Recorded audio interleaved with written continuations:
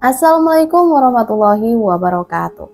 Salam sehat untuk kita semua. Semoga kita semua selalu mendapat lindungan Allah Subhanahu wa Ta'ala ya. Amin ya Robbal 'Alamin. Kesempatan kali ini Mimin akan membagikan satu cerita misteri. Seperti apa ceritanya? Mari kita mulai.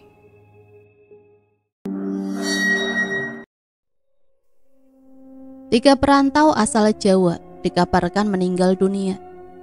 Mereka dibunuh, dijadikan tumbal oleh warga setempat atas kutukan yang menimpa sebuah desa di Kalimantan. Mereka yang menjadi korban adalah Lasno Permana asal Yogyakarta, Dion Wahidin asal Surabaya, dan Surtanto asal Banyumas.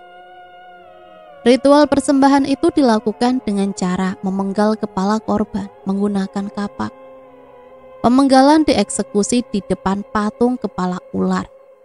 Tidak tahu mengapa mereka dijadikan persembahan tumbal kutukan. Tapi bisa diketahui, ketika pemuda itu telah memakan daging ular yang dianggap sebagai hewan sakral di daerah itu. Aku bergidik ngeri membaca berita ini. Apalagi ketika ku bayangkan kepala mereka dipenggal dengan kapak. Bagaimana rasanya? Sudah gila pemenggal kepala itu. Kualihkan bacaanku ke lembar koran yang lain, lalu fokus untuk mencari lowongan pekerjaan. Hai, sapa seseorang dari arah kananku. Aku menengok ke kanan, ternyata Pak Lasmono, tetanggaku. Pak, tumben main ke rumah saya? Ucapku berbahasa basi. Istri udah hamil berapa bulan? Tanya Pak Lasmono. Alhamdulillah sekarang udah 3 bulan, Pak. Udah 3 bulan, kamu belum dapat pekerjaan. Biaya melahirkan sekarang mahal loh. Ujar Pak Lasmono. Jika ucapannya seperti itu, bisa ku tebak, ia pasti akan menawarkan pekerjaan untukku. Iya, ini saya baca koran, lagi cari pekerjaan, Pak. Lowongan pekerjaan di koran mah belum tentu valid. Kata siapa? Dulu aku menjadi seorang karyawan di pabrik tas pun karena mencari lowongan kerja di koran. Pak Lasmono melanjutkan ucapannya. Gini aja deh, aku ada lowongan pekerjaan buat kamu. Kerja apa? Kebetulan di Kalimantan Timur, adik saya lagi bangun pabrik minyak. Nah dia masih perlu beberapa orang buat jadi kuli bangunan. Gajinya sih lumayan, 3 juta sebulan. Gimana, mau? Tawarnya atas pekerjaan kuli bangunan bergaji 3 juta. Lumayan, pikirku. Aku terdiam berpikir mempertimbangkan tawaran Pak Lasmono. Sebenarnya tak masalah apa pekerjaannya, asal itu halal, pasti akan kukerjakan. Tapi perjalanan antara Banten Kalimantan tidaklah murah. Sebenarnya sih mau-mau aja, Pak. Tapi biaya ke Kalimantan tak murah. Banten sampai Kalimantan kan jauh, Pak. Masalah itu mah tidak usah dipikirin. Kamu bisa pinjam uang saya dulu buat pemberangkatan. Tak main-main, dia membujukku. 2 tawaran ia ajukan. 1 menawarkan pekerjaan dan 1 menawarkan hutang. Serius ini, Pak? Serius, ucapnya lagi meyakinkanku. Kalau begitu, nanti saya izin ke keluarga dulu. Keluargaku sudah pasti mengizinkan. Aku hanya ingin menimbang penawaran Pak Lasmono dulu. Ya monggo, secepatnya dikonfirmasi ya, ujar Pak Lasmono. Iya, Pak. Namaku Edi Susanto, usiaku 35 tahun. Aku asli orang Purwokerto, tapi kini tinggal di Tangerang bersama istri. 2 bulan yang lalu aku adalah seorang karyawan di pabrik tas.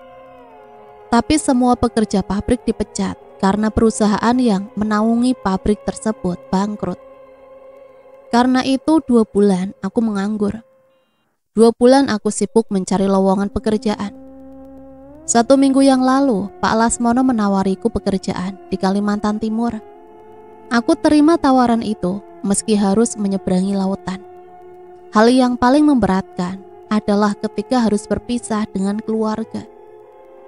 Di detik-detik kepergianku, sambil menggendong tas berisi tumpukan pakaian, Aku mengelus kepala bocah berusia 10 tahun yang tak lain adalah anakku sendiri. Aku menatap bocah itu. Rifat, belajar yang pinter ya, jagain mama. Papa mau pergi sebentar biar Rifat bisa jajan setiap hari. Rifat memelukku, matanya berkaca-kaca. Tak tega rasanya meninggalkan dirinya. Tapi apa boleh buat? Papa jangan lama-lama di sana. Ucapnya membuatku sedih. Iya, Papa hanya sebentar. Papa janji deh, nanti Rifat bakal Papa beliin mobil-mobilan. Rifat melepaskan pelukannya, lalu menatap wajahku dengan senyuman. Beneran? Aku lega karena matanya sudah tak berkaca-kaca lagi. Tapi ada syaratnya. Apa? Rifat harus belajar yang rajin. Kemudian aku beralih pada istriku yang sedari tadi berdiri di samping Rifat. Rini, abang pergi dulu. Jaga kesehatanmu, jaga Rifat juga. Semoga nanti ketika kamu akan melahirkan, aku sudah ada di sini. Ucapku dengan suara getir. Sebelumnya, wanita yang paling kucintai ini tak pernah kutinggalkan sampai ke pulau tetangga. Iya bang, hati-hati di sana. Jangan lupa sholat dan makan. Kataku dengan suara yang halus. Ia istri yang baik, istri yang perhatian. Aku akan rindu perhatiannya. Ku kecup keningnya, kemudian Rini menyalami tanganku.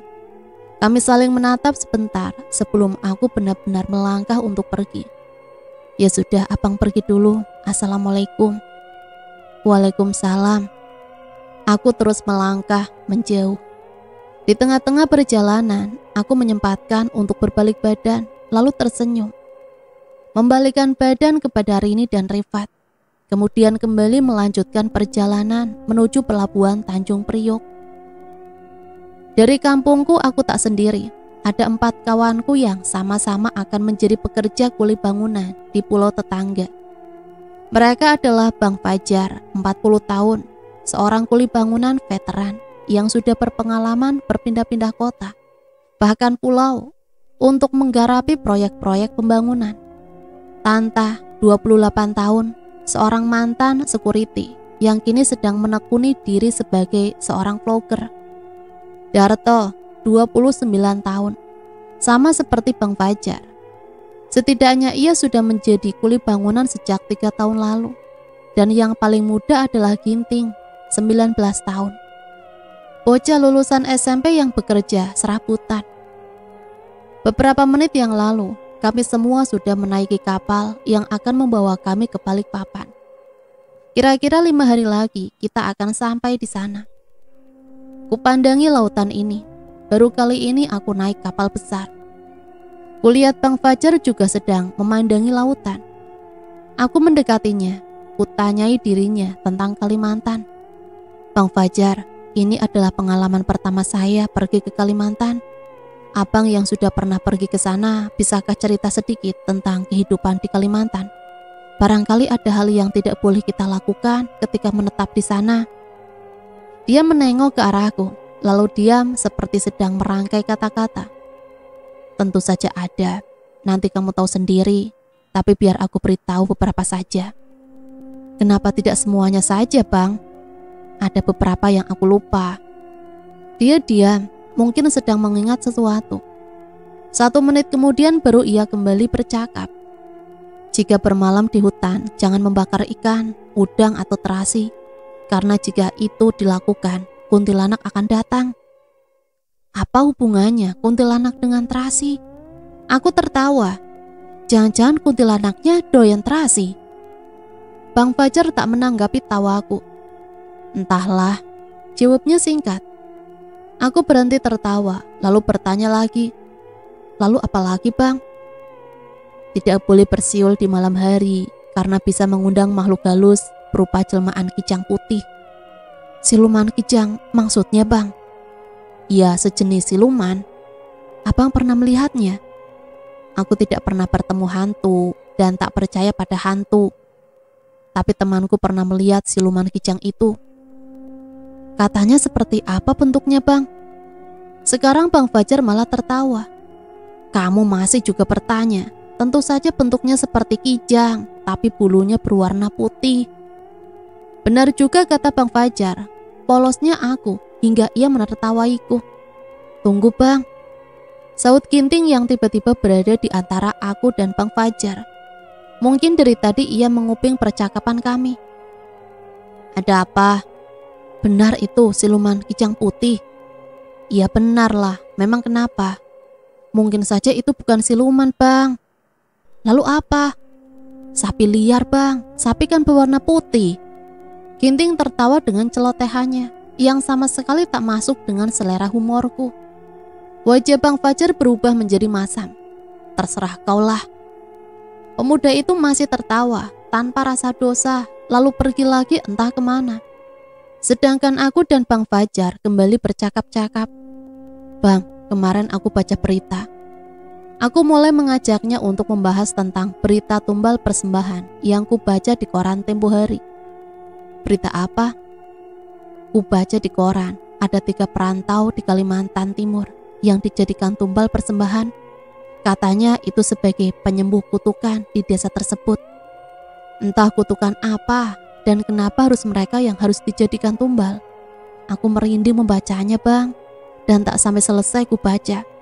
Tapi katanya ketika perantauan itu memakan daging ular. Apa mungkin sebab itu mereka dijadikan tumbal? Abang tahu soal itu? Ku beritahu hal itu kepada Bang Fajar sambil bergidik ngeri. Benar yang kamu baca itu? Ia malah bertanya. Aku kira ia sudah tahu, ternyata belum. Iya, aku baca dari koran. Pastinya bukanlah hoak lah Bang. Aku malah baru tahu. 5 hari menunggangi kapal, akhirnya kami tiba di pelabuhan Semayang, Balikpapan. Aku turun dari kapal sambil menutup telinga. Tanta sangat berisik, ia berteriak-teriak di depan layar ponselnya. Dari dermaga terlihat pemandangan pelabuhan Semayang di pagi hari. Seorang berpeci hitam dan berbaju batik coklat tampak menghampiri kami. Benar kalian kerabatnya Pak Lasmono? Iya benar. Mari kami antar ke tempat tujuan, kata bapak berpeci hitam itu. Memangnya bapak siapa ya? Nama saya Philip. Saya bawahannya Pak Sasto, dan beliau merupakan saudaranya Pak Lasmono. Oh begitu, mari ikut saya. Kami berlima mengikuti langkah Pak Philip, hingga tiba di sebuah tempat parkir. Ia membuka mobil sedan hitam yang terparkir di tengah-tengah para kendaraan beroda 4. Mari masuk, kita akan berangkat dengan kendaraan ini. Jika kalian belum sarapan, nanti akan saya antar kalian ke warung makan terdekat. Ia menawarkan kami makan, dan sesungguhnya aku memang sedang lapar. Aku sedikit berpikir mengenai pelayanan yang Pak Philip perlakukan pada kami. Apakah penyambutan seorang kuli bangunan di daerah ini seistimewa ini? Atau memang ini cara kerja mereka? Kemudian dari sisi kananku, Darto yang sedari tadi hanya membisu, kini berbisik kecil di telingaku. Aku tak pernah mendapat penyambutan sebaik ini. Hati-hati, siapa tahu dia ada maunya. Aku balas berbisik. Benar juga. Setelah sarapan pagi, kami melanjutkan perjalanan menuju tempat tujuan. Tujuan kami adalah desa. Desa apa namanya itu? Desa Sanca katanya. Semacam jenis nama ular. Apa mungkin tempat itu ada hubungannya dengan ular? Entahlah. Aku sedang tidak ingin berpikir. Walaupun selintas aku terpikir pada berita persembahan tumbal akibat memakan ular itu. Dan itu terjadi di suatu desa yang ada di Kalimantan. Berita itu membuat bulu kuduku berdiri. Jangan sampai desa Sanca ini adalah desa yang diberitahukan itu. Mau jadi apa jika itu terjadi? Pak Philip membawa kami melintasi jalan di antara hutan-hutan belantara. Nampaknya desa tujuan kami ada di pelosok. Lihat saja, sepanjang 2 jam perjalanan tak ada satupun rumah yang terlihat. Hanya pepohonan tinggi dan rumput-rumput lebat. Jalanannya juga bukan aspal ataupun cor beton.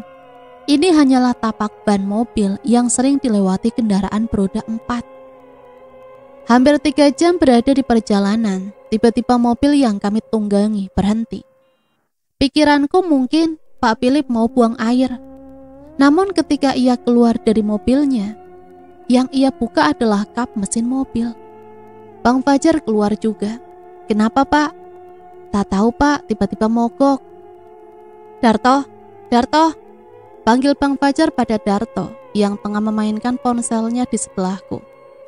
Darto sigap mengeluarkan kepalanya lewat jendela mobil yang terbuka. "Kenapa, Bang?" "Coba sini kau periksa, kenapa nih mobil tiba-tiba mogok?" Darto keluar dari dalam mobil. Segera ia periksa mesin mobil yang kami tumpangi. Matanya mulai melirak-lirik bagian-bagian terbesar hingga terkecil pada mesin mobil tersebut. Sebelum Darto menjadi seorang kuli bangunan seperti sekarang, dulu sebenarnya ia pernah sekolah jurusan teknik kendaraan ringan. Tapi sayangnya ia tak sampai lulus karena ayahnya meninggal dunia ketika dirinya duduk di kelas 2 STM. Maka tak heran kan jika ia paham tentang mesin mobil. "Gak bisa ini, harus dibawa ke bengkel." "Pak Philip, di dekat sini ada bengkel." "Yo mana ada bengkel, Pak? Di sini kalau mau servis mobil harus ngundang tukang bengkel dari luar desa." "Terus gimana ini, Pak? Masa mau tidur di tengah-tengah hutan gini?" "Kita jalan aja, Mas. Lagian desa saya udah dekat, sekitar 200 meter dari sini." Akhirnya kami berenam berjalan kaki, melewati jalan tanah di tengah-tengah hutan yang masih alami ini. Hutan tropis yang masih sangat subur. Banyak sekali pohon-pohon besar yang menjulang tinggi. Kupikir hutan ini masih menyimpan berbagai macam makhluk hidup, baik itu hewan buas sampai tumbuhan beracun. Mungkin. Sesekali kulihat beberapa monyet juga bergelantungan di pepohonan. Lalu beberapa burung murai juga terbang dan berkicauan. Macam-macam serangga seperti belalang sangat asik melompat dari rumput yang satu ke rumput yang lainnya. Di tengah perjalanan, Ginting dan Tanta mulai bercakap-cakap tak penting, memecahkan suasana. Namun kini aku tak terganggu. Justru mereka mengurangi rasa takutku pada aura mistis yang ditampilkan oleh hutan belantara ini. "Om Tanta tidak ngevlog lagi, mumpung di hutan ini, kan di Jawa jarang-jarang nih ada hutan serimba ini," gumam Ginting sambil merangkul pundak Tanta. "Baterainya ngedrop tong." Ketika sedang asik-asiknya melihat tingkah konyol Tanta dan Ginting, tiba-tiba seekor ular memotong jalan. Ia merayap menyeberangi jalan. "Ular! Ular!" seru Ginting ketakutan sambil memeluk Tanta. Ular itu berjalan pelan. Tubuhnya sebesar ember, kulitnya hitam, coklat, menyerupai batik. Ini jenis ular piton yang sangat besar. Bahkan hewan sebesar sapi pun bisa dilahap. Aku benar-benar takut. Bulu kuduku berdiri tajam. Ingin rasanya berlari, tapi kakiku seakan terpaku. Semua terdiam, tegang, kecuali Ginting yang nafasnya ngap-ngapan karena takut yang luar biasa. Ular itu benar-benar besar. Badannya menggelosor di tanah, membuat siapa saja yang melintas bergidik ngeri. "Semuanya tenang," kata Pak Philip. Ia tampak santai, walau di hadapannya ada seekor monster yang tengah melintas. "Ini ular jinak, peliharaan terbesar milik Pak Sasto. Pastinya sudah diberi makan, tak usah risau." Rupanya ular yang tengah melintas di hadapan kami adalah ular peliharaan.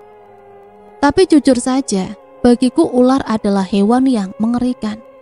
Entah itu liar atau dipelihara, semuanya menakutkan di mataku. Apalagi melihat badannya yang melilit, mengeliat ke sana ke sini, menggelikan sekujur badanku. Akhirnya keringat dinginku berhenti mengalir setelah ular itu hilang dari pandanganku. Aku lega, tapi tak habis pikir, kenapa ada orang yang sanggup memelihara ular sebesar itu? Tak takut dimakankah peternak ular itu? Kami melanjutkan perjalanan. Masih ada rasa was-was di hati. Siapa tahu di hutan yang tak ku kenal ini akan mempertemukan kami dengan monster yang lebih menyeramkan dari ular sebesar ember tadi. Siapa tahu? Sayup-sayup aura pedesaan mulai terasa. Dari jarak 20 meter, berdiri plang bertuliskan, "Selamat datang di Desa Sanca." Beberapa atap rumah juga terlihat jelas. Maka sepertinya kami sudah sampai pada tempat tujuan. Mari, kita sudah sampai di desa Sanca. Kami melewati plang selamat datang itu, kemudian berjalan di antara rumah-rumah warga desa. Suasana yang sangat klasik. Kulihat kebanyakan rumah di sini terbuat dari kayu dan dibuat secara panggung, seperti kebanyakan rumah adat Kalimantan. Tak ada jalan beton, hanya kumpulan kerikil yang dikumpulkan membentuk jalan. Kemudian beberapa anjing dan babi peliharaan juga bebas berkeliaran. Warga-warga mulai memperhatikan langkah kami. Mereka memandangi kami dengan tatapan yang tak mengenakan. Tatapan yang tak ramah, semacam sinis, entah apa yang sedang mereka pikirkan tentang kami. Apa langkah kami mengganggu mereka? Tapi ada yang lebih menarik perhatianku daripada tatapan orang-orang itu. Kulihat di setiap pekarangan rumah warga terdapat kandang yang berisi ular. Dan bahkan tak hanya ada satu kandang. Kulihat ada yang memasang 5 kandang sekaligus, dengan beberapa ular di dalamnya. Apakah mereka berbisnis ular atau bagaimana? Seumur-umur baru sekarang aku melihat desa yang mayoritas adalah peternak ular. Pantas saja namanya Desa Sanca. Wah, di sini banyak ular, Om. Seru Ginting pada Tanta seraya menunjuk seekor ular yang terkurung di dalam kandang.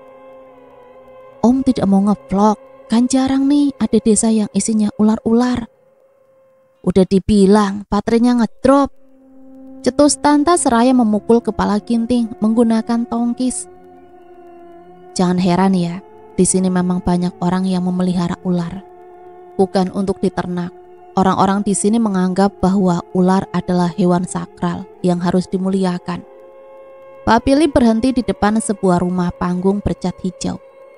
Mari bawa barang-barang saudara ke dalam. Sambil menenteng barang-barang bawaan, kami menaiki dan memasuki rumah panggung itu. Pengap sekali. Rumah ini mungkin sudah lama tak berpenghuni. Tembok dan lantai kayunya sudah banyak yang berdebu. Sarang laba-laba juga menggantung-gantung di sana-sini. Mohon maaf, kami hanya bisa menyediakan tempat ala kadarnya. Rumah ini sudah 2 tahun tak dihuni dan luput juga dari perawatan. Jadinya ya berdebu seperti ini. Nanti saya perintah orang saja untuk membersihkan rumah ini. Oh, tidak usah Pak, kami saja nanti yang merapikan. Bang Fajar menolak tawaran Pak Philip. Sebuah keputusan yang terdengar bijak, tapi cukup merugikan bagi fisik kami yang sudah letih dikuras perjalanan. Baiklah, turuti saja keputusan senior kami. Harus merapikan rumah berdebu dengan rasa letih. Kami berlima menggelar karpet di ruang depan, lalu berbaring kelelahan setelah merapikan rumah panggung ini. Kecuali Tanta, ia sibuk mencari colokan listrik yang bisa digunakan untuk ngecas ponselnya. Kok tidak ada yang bisa buat ngecas HP? Bingung Tanta, kemudian menekan saklar listrik di sebelah pintu kamar. Tidak menyala juga lampunya. Tidak ada listrik di sini. Ia berbicara sendiri. Biasanya listrik dihidupkan hanya malam hari. Di sini pasti menggunakan tenaga diesel untuk menghidupkan listrik. Memangnya tadi tak lihat sepanjang perjalanan tak ada tiang listrik? Ujar Bang Fajar. Bener juga, repot kalau begini. Tiba-tiba seseorang mengetuk pintu depan. Tanta sigap membuka pintu itu. Lalu terlihat Pak Philip dan seseorang berkemeja putih di sampingnya. Mereka membawa sebuah keranjang hitam, entah apa isinya. Orang berkemeja putih itu tampak berwibawa. Mari masuk, ucap Tanta mempersilahkan. Bersama Pak Philip dan orang berkemeja putih itu, kami berlesehan di atas karpet. Orang berkemeja putih itu terlihat ramah. Wajahnya murah senyum dan familiar. Tampak wajah-wajah orang Jawa dengan kulit sawo matang dan hidung pesek. Lalu badannya juga tidak terlalu tinggi. Dilihat dari fisiknya, dia pasti orang Jawa. Ini Pak Sasto, atasan saya, ujar Pak Philip. Pantas saja, orang berkemeja itu wajahnya sangat bersahabat. Rupanya dia saudaranya Pak Lasmono dan tentunya orang Jawa. Seketika kami langsung menyalami tangan Pak Sasto. Secara dia juga atasan kami, maka kami harus hormat padanya. Selamat datang. Semoga saudara-saudara betah ada di sini. Amin. Saya hanya mau memberi makan malam buat kalian. Pak Sasto menaruh keranjang itu di hadapan kami. Oh iya, kalian baru akan bekerja mulai hari Senin. Itu artinya 5 hari yang akan datang kami akan mulai bekerja. Ada waktu untuk beristirahat, untuk memulihkan tenaga. 2 hari berada di desa Sanca. Lebih ku amati lagi, memang desa ini ada sesuatu yang berbeda dari desa lainnya. Terutama pada hal-hal yang berhubungan dengan ular. Kehidupan desa ini terlalu banyak bercengkrama dengan hewan melata itu. Banyak ular yang berkeliaran bebas layaknya ayam ternak di kampung-kampung Jawa. Dalam 1 hari saja aku bisa melihat 5 ular yang berbeda tengah merayapi desa ini. Jika dipikirkan, bisa-bisa aku gila jika setiap hari harus berbagi kehidupan dengan hewan yang menggeliat itu. Yang lebih janggal lagi, di sebelah bagian utara dekat hutan sawit, tepatnya di sebuah lapangan yang luas, terdapat patung ular yang sangat besar. Bentuknya menyerupai ular kobra yang tengah mendongak, mengancam, hendak menyemburkan racun berbisa. Kulihat beberapa orang sering menyembah-nyembah atau bersemedi di hadapan patung ular itu. Lalu beberapa sesajen juga diletakkan di sekitarnya. Rupanya memang hewan melata itu begitu sakral bagi desa Sanca, sampai disembah-sembah segala. Atau mungkin ini adalah sebuah kepercayaan baru yang tak pernah ditemui oleh tim sensus Indonesia. Agama apa? Agama ular? Entahlah, membingungkan sekali. Mungkin aku perlu narasumber terpercaya untuk mengatasi penasaranku ini. Pada hari ketiga perut mulai keroncongan. Kubuka tudung saji di dapur. Ada sebaskom nasi dan semangkok sup daging ayam. Dahiku mengernyit. Dapat ayam dari mana? Mungkin Darto baru saja membeli ayam dari warga setempat lalu dimasaknya. Heran aku. Baru merantau 2 hari sudah bisa makan enak. Bahkan di rumah sendiri saja belum tentu 2 bulan sekali bisa makan enak seperti ini. Kucicipi dulu daging pada sup tersebut. Kurasakan perlahan. Ada yang aneh. Ini seperti bukan daging ayam. Tekstur dan rasanya berbeda. Daging apa ini?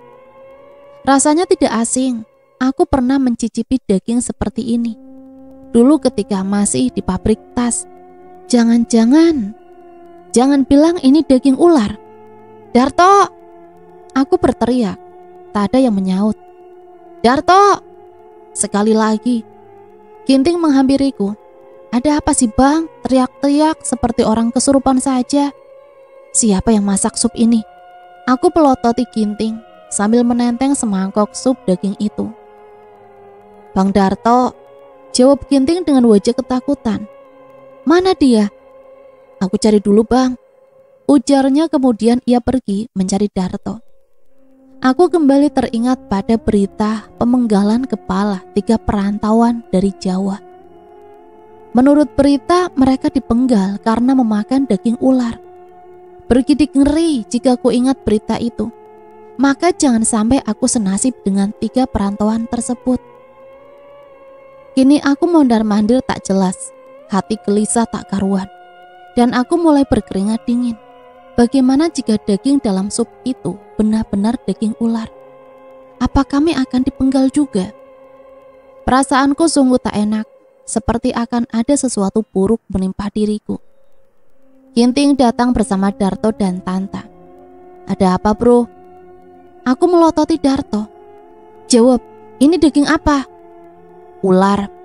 Darto menjawab santai tanpa rasa dosa. Aku pukul wajahnya. Ia terperosok lantai. Udah gila kau? Mau tanggung jawab kalau hal yang buruk menimpa kami? Darto bangkit, kemudian membalas memukul wajahku. Aku hampir terjatuh, tapi masih ditahan Ginting. Maksudnya apa? Ia malah menantang. Dasar orang tolol, tak pernah menyadari kesalahannya. Masih tanya? Aku membanting mangkok yang berisi sup daging ular itu. Kesalahan kau adalah karena kau sudah memasak daging ular ini. Seruku mencoba untuk menjelaskan kesalahan si tolol ini. Ia masih berlagak santai. Apa masalahnya? Aku itu sudah berpengalaman merantau ke sana kemari. Sering aku makan daging ular di Sumatera, di Sulawesi, di Maluku, dan Kalimantan. Tak ada yang melarang. Dan tak ada hal buruk menimpa diriku. Semuanya baik-baik saja. Ia benar-benar bodoh. Ingin rasanya kubunuh saja. Dengarkan, kata Pak Philip kemarin. Ular di sini tidak seperti ular-ular di daerah lain. Ular di sini dianggap sakral. Gila kamu. Sudahlah, itu hanya kepercayaan orang sini. Omong kosong. Zaman udah modern, jangan terlalu percaya hal-hal seperti itu. Jengkel sekali aku. Tarik kerah bajunya. Kau mau tanggung jawab atas hidup saya dan lainnya? Mau? Aku pastikan semuanya akan baik-baik saja kok. Jika terjadi hal buruk, aku akan tanggung jawab. Ucapnya tersenyum-senyum. Kudorong badannya, lalu kupelototi lagi. Pegang kata-katamu. Setelah itu aku beranjak dari tempat. Muak aku melihat wajah bodoh tidak tahu dosa itu. Hari ini adalah hari pertama aku bekerja sebagai seorang kuli bangunan. Bangunan yang akan aku garap adalah pabrik minyak sawit 2. Sedangkan pabrik minyak sawit 1 sudah mulai beroperasi sejak 3 tahun lalu. Penggarapan calon pabrik baru sudah berjalan 30%. Padahal pembangunan sudah dimulai sejak 4 bulan lalu. Jadi memang masih butuh tenaga kerja. Selain minyak sawit, ku dengar pabrik di desa ini juga membuat produk obat gatal dari bahan baku minyak sawit. Entah bagaimana cara membuatnya. Aku dan Ginting ditaruh pada bagian percetakan batako bersama dengan 2 kuli lama. Mereka bernama Pak Laut dan Pak Yudis, 2 warga setempat yang sudah menjadi kuli bangunan selama 5 tahun. Pastinya mereka sudah sangat berpengalaman tentang bagaimana cara menjadi kuli bangunan yang baik. Dalam sela-sela waktu, ku ajak Pak Lau mengobrol. Aku berpikir untuk menjadikan dirinya sebagai narasumber tentang desa ini. Jika dia memang warga Tulen, pastinya dia tahu banyak tentang desanya. Dengan segala keanehan yang kulihat. Pak Lau juga pelihara ular kah? Tanyaku berbasa-basi. Begitulah cara bicara orang Kalimantan. Iya, aku pelihara. Ia masih terus mengaduk-ngaduk campuran semen dan pasir itu. Bolehkah aku bertanya? Silahkan. Kenapa di desa ini banyak yang pelihara ular, Pak? Ia berhenti mengaduk semen lalu menatapku. Memangnya Pak Sasto tidak menjelaskan? Dia malah balik bertanya. Menjelaskan apa? Pak Lau menatapku lagi. Kami di sini memelihara ular agar desa kami terbebas dari kutukan. Lalu agar Dewi Ular memberikan kesejahteraan untuk kami. Aku sedikit terkejut mendengar kata Dewi Ular. Apalagi katanya dia yang memberikan kesejahteraan warga desa. Sebuah pernyataan yang sangat mengejutkanku. Menaruh tanda tanya besar di benakku. Aku semakin penasaran. Kutukan apa? Dan Dewi Ular itu siapa? Dewi Ular, aku agak ngeri menyebutnya. Dewi Ular itu penguasa kami, sang pemberi kehidupan. Kami percaya, selama kami memuliakan ular, selama itu juga desa kami akan aman. Itu adalah kepercayaan baru kami. Gila, pikirku. Ternyata dugaanku benar, desa ini memiliki kepercayaan baru. Menyembah sebuah patung ular adalah perwujudan ibadah mereka kepada Dewi Ular. Sejak kapan, Pak? Sejak 3 tahun lalu, ketika desa kami terkena kutukan. Kutukan apa, Pak? 3 tahun lalu banyak sekali warga kami yang meninggal secara misterius. Tiba-tiba para korban kutukan itu ditemukan meninggal dengan keadaan mata tercukil dan tubuh terpotong-potong. Kemudian banyak warga yang terkena penyakit gatal. Jawabannya membuatku merinding. ada sekitar 10 orang meninggal dalam waktu 1 bulan. Katanya lagi, suatu tragedi yang mengerikan. Apa yang dia ceritakan benar-benar membuat bulu kuduku berdiri. Pak Sasto adalah seorang pakar mistis. Ia bisa menerawang apa yang terjadi pada desa kami. Dia datang dari Jawa, kemudian memberi kami obat untuk menyembuhkan penyakit gatal kami. Kini ia berhenti mengaduk semen, lalu duduk di hadapanku. Katanya, penguasa di desa kami adalah seorang dewi ular. Ia mengutuk kami karena sebagian dari kami memakan daging ular. Aku terperangah mendengar cerita Pak Lau. Dan warga percaya dengan Pak Sasto? Iya, kami percaya. Atas dasar apa? Iya, tentu kami percaya. Karena setelah kami semua menuruti perintahnya, tak ada lagi korban meninggal. Dan berkat obat pemberian Pak Sasto, akhirnya penyakit gatal tak melanda desa kami lagi. Sejujurnya aku percaya bahwa hal mistis itu ada. Tapi aku tak habis pikir jika hal tersebut dijadikan sebagai sebuah kepercayaan. Sejujurnya ada secuil pikiran yang mengatakan bahwa ada campur tangan manipulasi dalam hal ini. Lalu selebihnya adalah hal yang tak bisa kupikirkan. Karena jika semua itu benar, sungguh itu tak masuk dalam logikaku.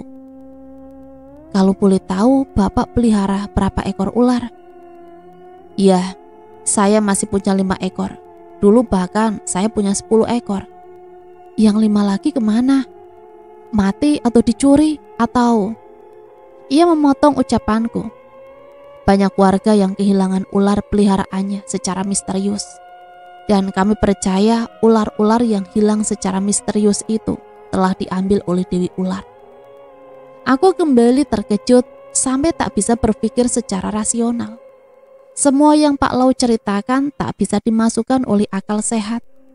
Namun sekali lagi aku percaya bahwa hal-hal mistis memang ada, walau sulit untuk dipikirkan secara logika.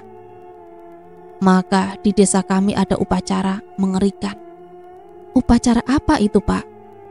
Upacara persembahan tumbal. Barang siapa yang memakan daging ular, dia dianggap biang kesialan. Maka akan dipenggal kepalanya di depan patung ular dan di depan orang-orang sedesa. Gila, badanku gemetar hebat. Ternyata benar, desa ini adalah desa yang pernah diberitakan dalam koran itu. Desa yang memenggal 3 kepala perantauan dari Jawa. Aku benar-benar terkejut. Matilah aku dan sekawanku yang tempo hari sempat memakan daging ular. Tak bisa berhenti gemetar, mengundang keringat-keringat dingin. Risau hatiku, nyawaku berada di ujung tanduk. Aku harus bertindak, tidak boleh kematian menjemput. Keluargaku masih membutuhkanku. Apalagi membayangkan ketika leherku dipenggal dengan kapak. Tersuntik jarum saja sudah berteriak-teriak histeris. Bagaimana jika harus kehilangan kepala? Bisa jadi rohku berteriak-teriak, tak tahu waktu. Aku tak bisa membayangkan ngerinya badan tanpa kepala. Apalagi jika itu badanku sendiri. Ah, ya Allah, jauhkanlah itu. Kenapa? Ada yang salah? Tanya Pak Lau. Mungkin ia bisa membaca kerisauanku, atau ia tahu jika aku sedang harap-harap cemas menanggung perbuatan bodoh Darto. Aku tersadar dari lamunan menakutkan itu. Oh, tidak apa-apa, Pak. Perutku keroncongan. Tadi pagi gak sarapan. Aku tersenyum, memalsukan kekhawatiran. Setelah pulang dari kerja, akan segera ku ceritakan pada keempat temanku tentang hal ini. Akan kuajak mereka pergi dari desa terkutuk ini. Pulang dari kerja aku tak pikir untuk beristirahat dulu. Badanku masih gemetaran, memikirkan nyawa yang menggantung-gantung di ujung tanduk. Keringatku menambah getaran meriang di kepala. Hatiku risau memikirkan kalimat penggal kepala bagi yang memakan daging ular. Sesungguhnya itulah kami yang baru-baru ini memakan daging ular. Dan karena itu hidup kami sedang diambang masalah. Bang Fajar, aku membawa Bang Fajar ke dalam kamar. Ada apa? Aku duduk di atas ranjang dengan pikiran kacau. Bingung bagaimana cara memulai pengaduan ini. Tarik nafas pelan-pelan, perintah Bang Fajar. Ia kemudian duduk di sampingku. Ada apa? Kita harus pergi dari desa ini, Bang, kataku dengan kepanikan. Ia terdiam menatapku heran. Mau pergi kemana? Memangnya ada masalah apa? Tadi aku dapat informasi dari warga setempat. Barang siapa yang memakan daging ular akan dipenggal kepalanya. Bang Fajar diam menatapku. Aku tahu kau itu orang yang disiplin, hormat, berhati-hati, dan baik hati. Tapi sifatmu itu jangan membuat seolah-olah bodoh. Percayalah, semuanya akan baik-baik saja. Lagian jika mau kabur dari sini, mau kabur kemana? Kita itu baru 5 hari, belum tahu jalanan di sini. Apalagi keluarga kita, mau dikasih makan apa anak-anak kita kalau kita kabur dari pekerjaan ini? Ucapnya santai. Kalimat itu sudah membuat otakku frustasi. Dia mematikan pikiran dan lisanku. Dan aku sudah bingung untuk menjelaskan. Entah bagaimana lagi cara membujuknya. Alih-alih mengajaknya meninggalkan desa. Apalah daya, dia yang membujukku untuk tetap tinggal. Seolah-olah kematian yang mengancam adalah hal sepele. Berujar kepentingan keluarga, tapi keselamatan diri tak dipikirkan. Jika nyawa sudah melayang, apa yang mau dikata lagi? Justru kehilangan nyawa lebih buruk daripada meninggalkan profesi. Bagaimana jika apa yang dikatakan Pak Lau benar? Tidak akan ada yang tahu kalau kita sudah makan daging ular di sini. Bagaimana jika ada yang tahu? Memangnya ada manusia super di desa ini? Sudahlah Edi, fokus saja pada pekerjaanmu. Tujuan utama kita di sini adalah menafkahi keluarga. Menjadi kuli bangunan yang baik. Lakukan pekerjaanmu dengan etika, bukan untuk kabur-kaburan. Sudahlah, biar mati saja semuanya. Aku keluar dari kamar dengan perasaan dongkol. Percuma saja bicara dengan si tua itu. Diajak bersolusi, malah balik menasehati. Ya sudahlah, hanya buang-buang waktu saja. Bang Fajar sungguh tak ada bedanya dengan Darto. Atau memang begitulah pemikiran seorang kuli bangunan. Seakan-akan harta itu lebih penting dari nyawa. Sebuah lonceng dari kantor desa dipukul berkali-kali. Getaran suaranya nyaring di telingaku. Aku keluar dari rumah dan pukulan lonceng itu masih dikumandangkan. Tanda lonceng apa itu? Tanyaku dalam hati. Warga sekitar tampak berlarian menuju kantor desa. Ada raut kesedihan dan ketakutan dari wajah-wajah itu.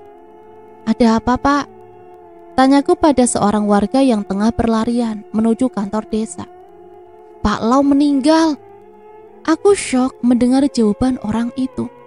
Seketika badanku merinding. Baru kemarin aku mengobrol bersama Pak Lau dan sekarang orangnya telah tiada. Kematian memang tidak ada yang tahu. Kalau boleh tahu meninggal karena apa ya Pak? Belum tahu, tapi katanya ada hubungannya dengan kutukan Dewi Ular. Jawabnya mengejutkanku lagi. Mataku membulat. Mungkinkah kutukan itu disebabkan oleh perbuatanku dan kawan-kawan perantauanku? Apakah karena kami telah memakan daging ular itu? Aku bergabung bersama warga setempat menuju kantor desa. Sesampainya, aku melihat jasad Pak Lau yang tengah dikerubungi warga. Jasadnya terkapar di pinggir pabrik minyak 2 dengan keadaan termutilasi. Kedua matanya tercukil, lalu lengan kanan dan kaki kirinya telah terputus dari badannya. Entah ada di mana dua bagian badan itu. Beberapa warga tengah mencarinya. Darahnya kemana-mana. Aku tak kuat lagi melihatnya. Seumur hidup baru kusaksikan jasad setragis ini. Dibawanya jasad itu dengan tanduk, lalu dibawa menuju ke kediamannya untuk dimandikan. Kata warga setempat akan segera diadakan upacara pembakaran mayat di depan patung ular. Karena memang sejak 3 tahun lalu, begitulah cara memperlakukan mayat di desa Sanca. Siang hari sekitar pukul 14, warga-warga berbaris untuk mengikuti upacara pembakaran mayat. Semuanya diwajibkan mengenakan pakaian hitam, termasuk aku dan keempat kawanku yang juga ikut dalam prosesi pembakaran mayat Pak Lau. Di tengah prosesi upacara pembakaran jasad, aku sedikit berdebat dengan Bang Fajar. "Bang, ini sudah tanda-tanda." Ia meliriku. "Tanda-tanda apa?" "Kutukan sudah tiba." "Bicara apa kau? Ini hanya jenis pembunuhan yang sering diberitakan di TV-TV. Tapi ini persis apa yang dikatakan Pak Lau sebelumnya. Ciri-ciri korban adalah kedua mata tercukil." "Tidak ada yang masuk akal. Apa hubungannya mata tercukil dengan ular-ular kepercayaan mereka? Ular membunuh dengan racun pisahnya, bukan dengan mencukil mata orang." Apa yang dikatakan Bang Fajar memang lebih logis. Tapi dalam dunia mistis semua bisa terjadi, Bang. Kataku tak mau kalah. Aku tak percaya pada hal-hal mistis. Aku berhenti berargumentasi. Percuma saja meneruskan perdebatan. Aku hanya akan menelan kata-kataku saja. Sebab apa yang Bang Fajar pikirkan dan bicarakan memang lebih masuk akal. Bang Fajar akan tetap kokoh pada pendiriannya. Ia sungguh tak percaya pada hal-hal mistis. Berbeda denganku yang semakin takut dengan kematian. Dan dalam pikiranku, hal mistislah yang akan merenggut nyawaku. Kami semua mengikuti upacara pemakaman hingga selesai. Prosesi pembakaran jasad dimulai dari pembacaan doa yang tak ku mengerti bacaan apa itu. Mungkin bahasa daerah sini. Kemudian dilanjutkan dengan pertunjukan atraksi ular kobra. Lalu acara ketiga adalah penyerahan sesajen di depan patung ular kobra. Dan yang terakhir adalah pembakaran mayat. Ini adalah upacara yang unik tapi cukup menyeramkan. Tak pernah terfikirkan bahwa ternyata di Kalimantan ada upacara pembakaran mayat dalam kepercayaan yang aneh. Aku jadi merasa berada di dunia lain. Serasa bukan di dunia lagi, seperti ada di dimensi lain. Dimensi yang semakin hari semakin membuat risau dan gelisah. Desa ini benar-benar sedang dikutuk gara-gara kebodohan Darto. Dia yang harus bertanggung jawab. Susah-susah aku menanggung rasa merinding, gelisah, dan risau karena takut dengan kematian. Sedangkan Darto, tak pernah kulihat dia berpusing-pusing ria. Maka buat apa aku harus memikirkan dalam-dalam? Semua ini adalah tanggung jawab si bodoh itu. Lihat saja, baru 2 hari setelah kematian Pak Lau, ini peristiwa serupa kembali terjadi. Pak Samir, salah satu kuli bangunan bawahan Pak Sasto, tiba-tiba ditemukan terkapar di kebun sawit dalam keadaan tak bernyawa. Kedua matanya hilang tercukil. Kaki kanan dan tangan kanannya terputus dari badannya dan hilang entah kemana. Ini adalah jenis pembunuhan mutilasi yang sangat persis dengan kasus kematian Pak Lau. Aku kembali berpikir pada kutukan itu. Apakah ini sebuah kutukan atau pembunuhan? Aku perlu menjelaskan mengapa 2 korban ini harus kehilangan kedua matanya. Lalu mengapa salah satu anggota badannya terputus? Namun jika jawaban yang kutemukan bersangkutan dengan hal mistis, sudah tak akan kufikirkan lagi. Semuanya tak akan masuk logika. Semacam omong kosong yang mau tak mau harus dipercayai. Maka hari ini aku kembali mengikuti upacara pembakaran mayat. Bang Fajar dan lainnya juga bergabung dalam upacara ini. Cuaca hari ini tidak mendukung. Akan buruk jika dipaksakan untuk mengadakan upacara di ruang terbuka semacam ini. Benar juga, di tengah-tengah prosesi upacara, tiba-tiba langit menjadi mendung. Disusul turunnya hujan kecil. Upacara ini tetap dilanjutkan, walau air hujan membuat sekujur lapangan dan isinya basah kuyup.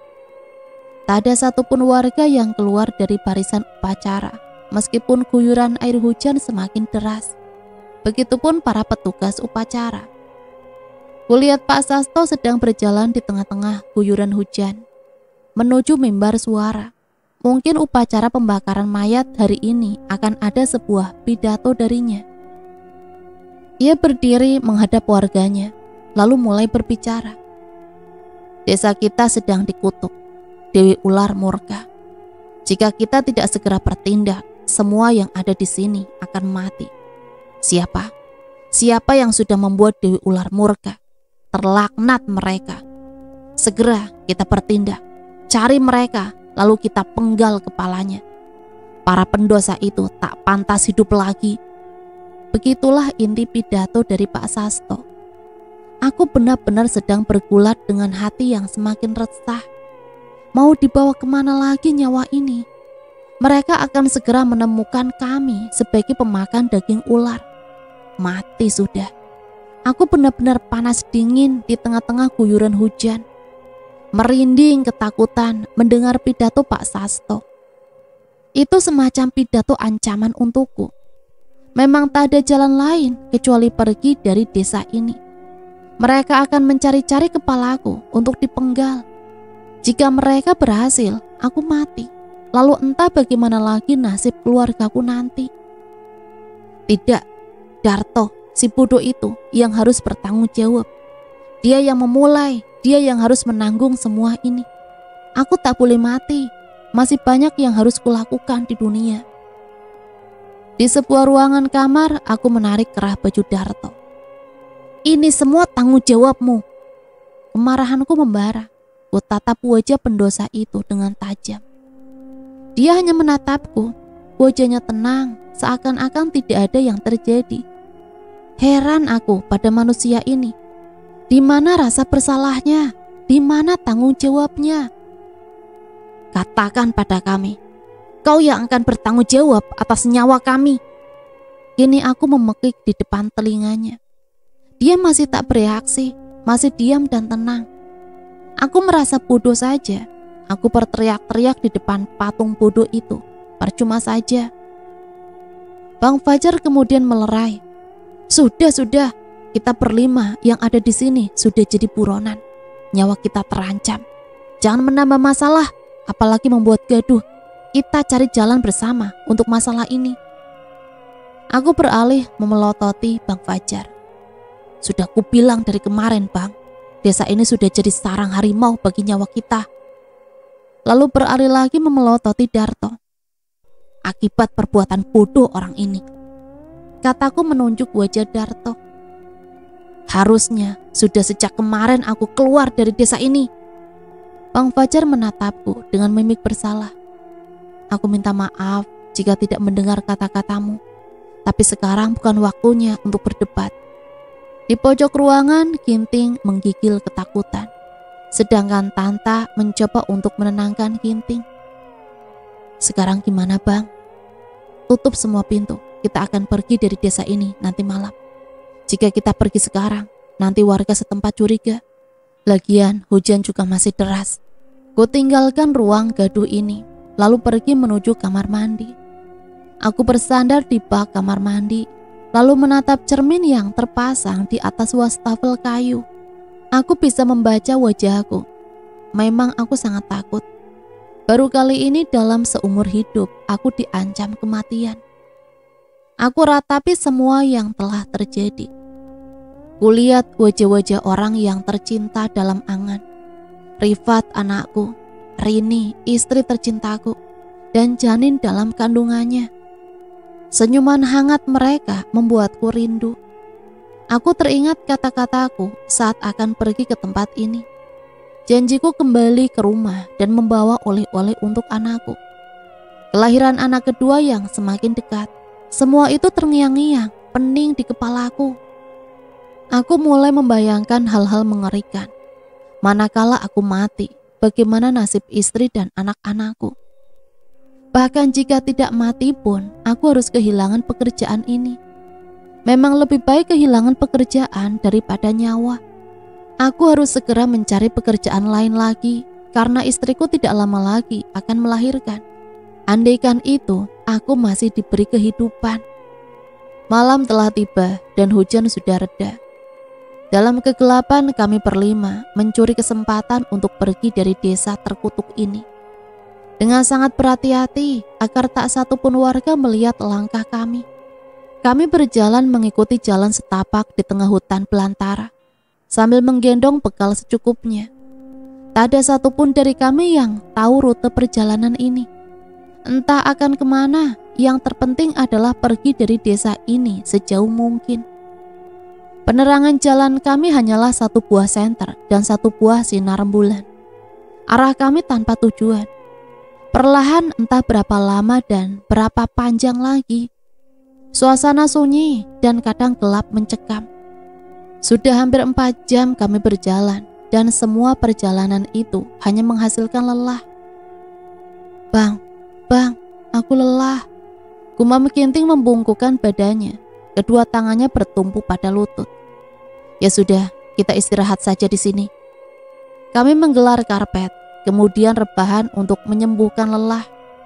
Udaranya sangat dingin, menembus tulang. Aku dan Tanta beranjak dari karpet lalu mencari kayu untuk dibakar. Setidaknya bisa untuk menghangatkan badan sejenak. Sedangkan yang lain tampak sudah terlelap, tidur tanpa menghiraukan dingin.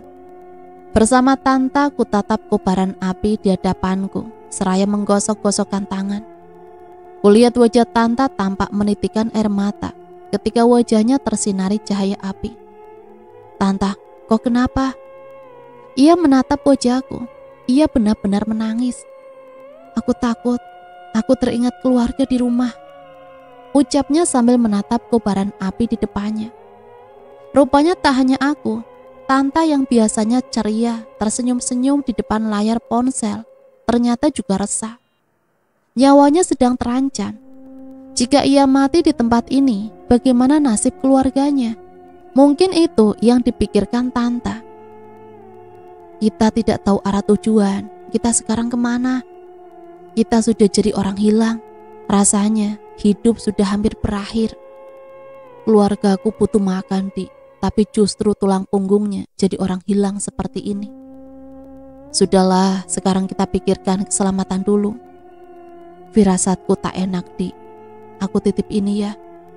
Ia memberikan foto keluarganya padaku. Tolong kasih foto ini ke keluargaku kalau kamu sempat. Aku merinding dan terharu mendengar ucapan Tanta.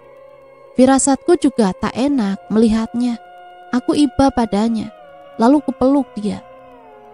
Aku membuka mata dan matahari telah bersinar di ufuk timur. Aku membuka mata. Kukucek mata ini agar penglihatanku lebih jelas. Tampak Bang Fajar dan Darto masih asik mendengkur. Aku membalikan badan perlahan. Tak ada orang yang mendengkur lagi. Lalu di mana Ginting dan Tanta? Kenapa mereka tak ada di sekitarku? Apakah mereka sudah terbangun dari tidurnya lalu pergi sebentar? Kenapa mereka pergi seenaknya dan tanpa pamit? Dasar bocah-bocah bandel. Firasatku kembali tak enak. Aku berdiri lalu segera mencari keberadaan dua kawanku itu. Tanta, Ginting, teriakku di tengah hutan belantara ini. Tak ada jawaban apapun. Hanya terdengar angin sepoi-sepoi yang bergulir di antara pohon-pohon. Aku mencoba untuk mengelilingi hutan di sekitar tempat peristirahatan. Tanta, Ginting. Aku berjalan lebih jauh lagi. Tak ada jawaban. Tanpa diduga, aku justru menemukan sebuah sungai di tengah hutan. Airnya hijau dan tampak jarang dijamah manusia. Kudekati sungai itu. Barangkali Tanta dan Ginting sedang buang air di sungai itu. Tanta, Ginting. Tak ada seorang pun kecuali aku yang berdiri tepat di garis sungai. Oh tunggu, aku melihat sesuatu. Setelah ku terka-terka, tampak ada jejak-jejak sepatu yang tercetak di pinggiran sungai. Aku menatap jejak-jejak sepatu itu, dan aku melihat tapak-tapak sepatu itu tergambar di pasir, mengarah pada sebuah jalanan setapak di tengah hutan. Kuikuti jejak-jejak sepatu itu. Ini bukan hanya jejak dari 1 atau 2 pasang kaki. Sepertinya ada setidaknya 4 orang telah menapaki tempat ini. Dan anehnya, salah satu deretan jejak justru terlihat tak beraturan, seperti berjalan terseret-seret. Sedangkan jejak-jejak lainnya berbekas sempurna. Sampai pada pohon terdekat dari sungai, aku menemukan sebuah sepatu hitam tak berpasang. Tampilannya tak asing. Ini sepatu yang sering dipakai security. Aku juga sering melihat Tanta memakai sepatu jenis ini.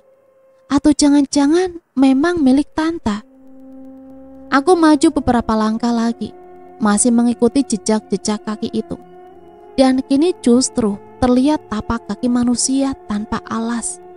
Kutebak, tapak kaki ini mulanya memakai sepatu, lalu terlepas dan kini tercetak jejak kaki tanpa alas. Dan langkahku terhenti. Mataku membelalak ketakutan. Badanku bergetar merinding. Bulu kuduku berdiri tegap, melihat darah tercecer di semak-semak. Nafasku tersengal-sengal. Darah-darah itu bersimbah di sepanjang jalan setapak, membentuk jalanan merah darah. Apa yang terjadi? Apakah hewan buas telah memangsa korbannya? Atau sebuah pembunuhan? Pasti ada sesuatu dari ceceran-ceceran darah ini. Bagaimana jika darah ini keluar dari goresan tubuh Tanta dan Ginting? Aku sungguh tak bisa berpikir lagi. Segera aku berlari untuk mengadu pada Bang Fajar. Apa yang kau lakukan, Di? Dari mana saja? Aku khawatir mencarimu. Tiba-tiba Bang Fajar dan Darto sudah berada di hadapanku. Aku masih merinding ketakutan. Bang, lagi-lagi aku bingung untuk memulai pengaduan. Ginting dan Tanta mana? Ujar Bang Fajar. Aku juga sedang mencari mereka, Bang. Kataku dengan nafas tersengal-sengal. Bang, di dekat sungai itu ada banyak darah yang bercecer di sepanjang jalan setapak. Kau harus melihatnya, Bang. Darah apa?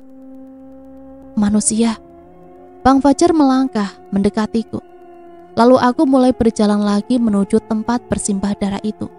Sedangkan Darto tetap diam di tempat dengan ekspresi datar seperti biasa. Entah apa lagi yang dipikirkan orang bodoh itu. Bodoh amat dengannya. Memang aku sudah naik pitam dengan orang itu. Memang dia biang keladi dari semua permasalahan ini. Jika tak ada dia, kami tak akan di hutan belantara ini. Darto, saut Bang Fajar. Darto tak menyaut. Bahkan ekspresinya masih datar. Kau tak mau ikut? Percuma. Jawabnya. Apalagi yang mau dikatakan orang ini? Benci aku mendengar suaranya. Maksudmu? Bang Fajar nampak bingung dengan sikap Darto. Darah itu adalah tanda Tata dan Ginting sudah ditangkap warga untuk dikorbankan. Darah-darah itu milik mereka berdua, milik Tanta dan Ginting. Sungguh demi apapun, ekspresinya begitu datar, tanpa iba sedikit pun ketika mengatakan bahwa kedua rekannya telah dijadikan korban. Dengan mudahnya dia mengucapkan kalimat itu. Benar-benar membuatku marah. Tidak ada yang bisa menjamin kata-katamu. Ku ambil sebuah kerikil lalu ku lemparkan batu ke arahnya. Namun dia berhasil menghindar. Kali ini aku bisa menjamin, jika kata-katamu benar, semua adalah tanggung jawabmu. Harusnya kamu satu-satunya yang jadi korban. Darto justru tersenyum kecil dan itu membuatku semakin marah. Bang Fajar serius mengamati lumuran darah yang berjibah di sepanjang jalan setapak. Ia menyentil darah-darah tersebut dengan jari jemarinya. Lalu didengusnya darah tersebut beberapa kali. Darah manusia dan masih baru. Jadi kita ikuti jejak darah-darah itu, Bang. Iya.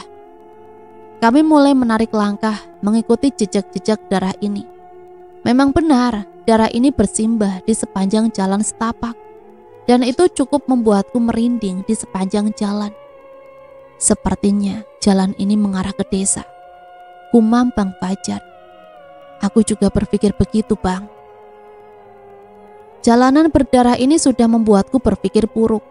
Aku menyangka bahwa apa yang dikatakan Darto mungkin benar. Bagaimana jika apa yang dikatakan Darto benar, Bang? Tanyaku sambil terus berjalan mengikuti jalan berdarah ini. Maksudmu Tanta dan Ginting ditangkap warga. Iya bang, kita cari tahu dulu, mungkin darah-darah ini bisa memberi jawaban. Perjalanan kami mengikuti jejak-jejak darah ini memakan waktu hampir 4 jam. Dan itu membuatku cukup lelah. Aku dan Bang Fajar memperlambat langkah, kemudian saling berbicara menggunakan bahasa wajah. Sebab ada sesuatu yang terdengar. Dari kejauhan terdengar suara samar-samar yang pasti ini suara manusia dengan bantuan pengeras suara. Semakin dekat, semakin jelas suara itu. Terdengar semacam kata-kata pidato seseorang pembina upacara.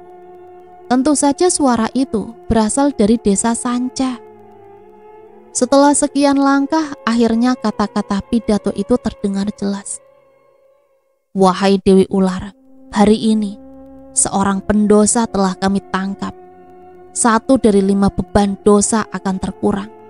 Mohon ampuni kami. Lihatlah kami, orang-orangmu berjanji akan menangkap para pendosa lain untukmu. Terpujilah engkau wahai dewiku. Begitulah kata-kata yang bisa kutangkap. Kemudian terdengar juga gemuruh warga yang secara kompak menyuarakan, terpujilah Dewi Ular. Berkali-kali aku dan Bang Fajar saling menatap. Semua serasa mencekam dan menegangkan. Kami benar-benar telah menjelma, seorang kuli bangunan yang kini menjadi buronan untuk diambil nyawanya. Dan apa yang kupikirkan tampaknya memang benar. Yang dimaksud seorang pendosa itu adalah Ginting dan Tanta. Aku dan Bang Fajar terburu-buru lari mengejar suara itu. Kami ingin tahu apa yang sebenarnya terjadi. Apakah benar Tanta dan Ginting telah ditawan oleh orang-orang itu untuk dijadikan tumbal? Lalu apa yang sedang mereka lakukan? Sebuah upacara ritualkah? Aku hampir menginjak garis lapangan. Namun Bang Fajar buru-buru menarikku ke dalam semak-semak. Lihatlah di balik semak-semak ini pandanganku kuarahkan pada lapangan itu. Rupanya telah berkumpul para warga yang tengah melaksanakan ritualnya. Suasananya begitu ramai, seperti semacam perayaan festival. Tanta ada di sana, kata Bang Fajar. Memang benar, di tengah lapangan itu ada seseorang yang sedang jadi tontonan warga. Dia adalah Tanta, kawan kami. Sedangkan Ginting tak bisa kutemukan keberadaannya. Begitu berat hati ini melihat Tanta. Tangan kawanku itu diikat ke belakang. Kemudian badannya bersujud dengan kepala bersandar di atas balok. Seluruh badannya bersimpah darah. Sudah tak rupa manusia. Dia sangat memprihatinkan sebab dengan keadaan yang tak berkutik. Lalu penderitaannya ditonton oleh banyak orang. Mungkin saja kematiannya akan lebih menyedihkan. Aku tak bisa pikir dengan orang-orang yang tega melakukan hal keji seperti ini. Bang, ini bagaimana bang? Apa yang harus kita lakukan? Tanta dalam bahaya bang. Kita sudah mati langkah Dik. Tak mungkin kita berlari masuk lapangan lalu mencuri Tanta dari mereka. Itu namanya masuk dalam sarang harimau. Aku sungguh menggigil ketakutan. Begitu takutnya, air mataku sudah tak bisa keluar lagi. Yang kupikirkan, apakah aku akan senasib dengan Tanta? Aku benar-benar sangat takut. Sedangkan para warga justru bersorak gembira melihat kepala Tanta yang putus. Benar-benar jahanam. Aku dan Bang Fajar masih di balik semak-semak ini, memandangi orang-orang sadis itu. Di sisi lain, aku sudah tak kuat lagi melihat keadaan Tanta yang kini sudah menjadi pretelan daging. Dik, lihatlah. Gumam Bang Fajar. Ada apa bang? Badan Tanta bergerak lagi. Ucapnya dengan nada gemetar. Aku kembali menatap badan tanpa kepala itu. Memang benar, badan tanpa kepala itu bergerak-gerak tak wajar. Kedua tangannya seperti mencakar-cakar tanah. Kemudian kakinya bergejolak, menendangi awang-awang. Sontak orang-orang yang menatapnya membisu heran. Ada rasa ketakutan yang bisa kubaca dari raut wajah orang-orang itu. Suasana yang sedari tadi ramai bak pasar kini menjadi hening mencekam. Badan tanpa kepala itu terus bergerak tak wajar. Di tengah-tengah hujan, orang-orang masih menatap badan tanpa kepala itu dengan ketakutan dan terheran-heran. Semua orang yang melihatnya histeris ketakutan. Ada juga yang hanya diam, tak bisa berkata-kata. Beberapa orang memutuskan untuk meninggalkan tempat, tapi ada juga yang masih terdiam di tempat dengan tatapan heran melihat peristiwa langka ini. Ini hal yang mengerikan. Aku bahkan belum percaya jika ini nyata. Ini sangat gila. Sebuah kejadian langka yang hanya bisa kusaksikan di desa Sanca. Badan tanpa kepala itu melanjutkan aksinya. Ia berlari menghampiri sang Algojo sambil menenteng kapak. Sang Algojo hanya diam tak berkutik. Badannya gemetar hebat. Sedangkan manusia tanpa kepala itu siap meluncurkan kapaknya pada leher Algojo. Dan dengan hitungan detik, manusia tanpa kepala itu telah menebas leher sang Algojo. Belum puas sampai di situ, manusia tanpa kepala itu kembali menebas leher seseorang warga yang tengah terheran-heran menatapnya. Kemudian segera berlari lagi memburu korban-korban selanjutnya. Semua orang histeris ketakutan. Mereka berlarian untuk menyelamatkan diri. Pak Santo selaku kepala desa menganjurkan warganya untuk bersembunyi ke rumah masing-masing, lalu mengunci semua pintu serta jendela rumah. Namun ada juga yang tak menghiraukannya. Beberapa orang justru berlari ke hutan untuk menyelamatkan diri. Manusia tanpa kepala itu terus melanjutkan aksinya. Kulihat ada 7 orang yang berhasil ia tebas lehernya. 2 di antaranya adalah wanita, sedangkan sisanya adalah pria. Tidak seperti warga lain yang berlarian ketakutan dan tergopoh-gopoh menyelamatkan diri. Mereka bertiga justru betah sekali berdiam di tempat itu. Ya, Pak Santo, Pak Philip, dan pria berjas hitam yang tak ku ketahui namanya. Mereka berdiri tenang menatap manusia tanpa kepala itu. Apa gerangan yang membuat mereka bertahan di lapangan yang sudah bersimbah darah itu? Atau Pak Sasto dan kedua anak buahnya itu sudah bosan hidup? Tunggu dulu, ada yang janggal, aneh sekali. Manusia tanpa kepala itu tak menyerang ketiga orang tersebut. Padahal jelas-jelas ketiga orang itu berdiri tak jauh dari posisinya. Manusia tanpa kepala itu justru berlari ke hutan untuk memburu orang-orang yang melarikan diri ke hutan. Dan kurasa ini lebih janggal dari semua hal-hal yang tak berlogika. Ada yang aneh, kenapa 3 orang itu tak diserang? Gumam Bang Fajar. Pasti ada sesuatu Bang, atau jangan-jangan mereka yang mengendalikan badan Tanta Bang. Sulit dipercaya, di zaman modern seperti ini, masih saja ada hal-hal yang tidak masuk akal. Hujan akhirnya mereda. Kami berdua terus mengintai ketiga orang tersebut. Sedangkan manusia tanpa kepala itu sudah tak terlihat lagi. Karena itu kami sedikit was-was. Bisa jadi manusia tanpa kepala itu menemukan kami di balik semak-semak ini. Dan kesadisan gila itu bisa menimpa kami. Lihat mereka membawa mayat-mayat itu. Seseorang terlihat membawa sebuah gerobak. Mereka menggotong satu persatu dari mayat-mayat yang berkelimpangan di lapangan. Kemudian ditaruhnya ke dalam gerobak. Setelah itu mereka membawa mayat-mayat itu ke dalam pabrik minyak satu. Mau buat apa mayat-mayat itu? Mau dibuangkah? Mari kita ikuti saja. Aku dan Bang Fajar mengikuti orang-orang itu melalui semak-semak yang menjadi garis antara hutan dan desa. Dan benar saja, ternyata Pak Sasto dan pasukannya membawa mayat-mayat itu ke dalam pabrik minyak satu. Entah apa yang akan mereka lakukan terhadap mayat-mayat itu. Juga terlihat ada sedikit percakapan antara mereka berempat, tapi tak terdengar apa yang diperbincangkan. Kita harus masuk dalam pabrik itu, gumam Bang Fajar. Gimana caranya Bang? Di sana ada 2 penjaga pintu. Badan mereka kekar. Ya kita harus segera mencari jalannya. Pasti mereka menyembunyikan sesuatu di balik pabrik ini. Dari arah belakang terdengar langkah kaki manusia tengah menginjak semak-semak. Aku dan Bang Fajar diam dalam keheningan, mendengar secara jelas langkah kaki itu.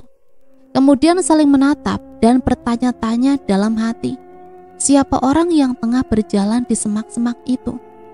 Sontak badan kami gemetar takut dan bersiap-siap untuk segera lari dari tempat itu. Bang Fajar berteriak, mengeram kesakitan. Kami telat bergerak. Sebuah parang telah menembus badan Bang Fajar. Seketika badannya merah oleh darah yang mengucur di sekujur badannya. Dari mulutnya juga keluar darah. Bang, aku menjauh ketakutan, lalu menengok ke atas dan terkejut bukan main. Setelah yang kulihat dan menusuk punggung Bang Fajar adalah Darto. Biadab, apa yang kamu lakukan, bodoh? Seruku dengan badan yang gemetar ketakutan. Selain manusia tanpa kepala itu, ternyata ada pembunuh lain di tempat ini. Dan justru itu adalah rekan kami sendiri. Hentikan, bodoh! Ia tersenyum lagi. Bodoh katamu, justru kalian yang bodoh. Dasar cacing-cacing tidak berguna. Ia tertawa sambil terus mengelintingkan parangnya yang belum ia cabut dari punggung Bang Fajar. Apa maksudmu? Aku bingung sebenarnya apa yang Darto bicarakan. Kalian itu hanya umpan. Semua ini sudah terencana. Aku, Lasmono dan Sasto adalah saudara. Kami telah merencanakan ini jauh-jauh hari. Kalian memang sudah ditakdirkan untuk mati di tanah jahanam ini. Harusnya aku bisa membunuh kalian lebih cepat.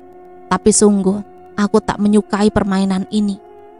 Lanjutnya, gaya bicaranya memang terlihat seperti orang licik. Tentang sup ular itu, aku minta maaf. Ia tertawa lagi. Itu memang sudah rencana kami agar kalian diburu oleh warga desa dan terbunuh di tanah ini. Dan satu lagi, mengenai Dewi Ular, itu semua omong kosong. Itu semua tipu daya Sasto. Orang sedesa sudah tertipu olehnya. Ia memang licik dan egois, hanya mementingkan diri sendiri untuk kelancaran bisnisnya. Tapi aku salut padanya. Ia sungguh pandai berakting dan menipu. Kenapa kamu lakukan ini pada kami? Apa salah kami? Sebenarnya, aku hanya menginginkan nyawa si tua itu. Ia menunjuk kepala Bang Fajar dengan ujung parangnya. Biar sedikit ku jelaskan. Ayahku adalah salah satu orang yang kucintai. Ia sosok yang aku kagumi. Ia yang menafkahi keluargaku, menyekolahkanku, dan dia adalah inspirasiku. Namun ketika aku sedang duduk di bangku SMK, ayahku meninggal. Aku sangat terpukul. Orang-orang bilang itu adalah kecelakaan. Katanya ia jatuh dari atap gedung saat sedang bekerja. Tapi ternyata setelah aku dengar dari Bang Lasmono, penyebab ayahku meninggal adalah karena didorong oleh orang ini, Fajar. Aku sangat murka. Dan karena orang ini juga, kehidupan keluargaku menjadi hancur. Kami miskin. Aku putus sekolah dan ibuku harus bekerja. Dan lihat sekarang. Dulu aku bercita-cita menjadi seorang perakit mobil. Tapi sekarang aku hanya seorang pemanggul semen. Semua ini gara-gara orang ini. Kamu tahu, aku dendam pada orang ini. Darto. Bang Fajar yang sudah tak berdaya masih sempat berbicara lirik. Maafkan aku. Saat itu aku tak sengaja mendorong ayahmu hingga ayahmu terjatuh. Aku tak sengaja, Darto. Aku sudah terlanjur dendam. Kau bilang tidak sengaja atau sengaja, ayahku tetap meninggal. Dan itu karena kau. Dan sekarang giliranmu. Ia menyodorkan parangnya pada wajahku. Darto tersenyum dan terus melangkah mendekatiku. Ujung parangnya terlihat semakin dekat dengan wajahku. Aku mundur merayap di tanah, sangat ketakutan. Jangan Darto. Aku memohon ketakutan. Darto tersenyum dan terus melangkah mendekatiku. Ujung parangnya terlihat semakin dekat dengan wajahku. Dia terus mengancam dengan langkah demi langkah. Namun dari belakang Darto, aku melihat bayangan menyeramkan, disertai pijakan kaki orang berjalan di semak-semak. Tadinya bayangan itu terlihat remang-remang, tapi kini terlihat sangat jelas. Dan rupanya manusia tanpa kepala itu yang sedang mendekati kami dengan menenteng kapaknya. Ketakutanku semakin menjadi-jadi. Jantungku seperti akan segera putus. Darto, di belakangmu. Aku mencoba memberi kode bahwa ada bahaya yang sedang datang. Darto sepertinya juga merasakan kedatangan seseorang. Ia menengok ke belakang, namun belum sempat menengok secara sempurna. Manusia tanpa kepala itu, tanpa basa-basi, langsung meluncurkan kapaknya dan menebas bahu Darto.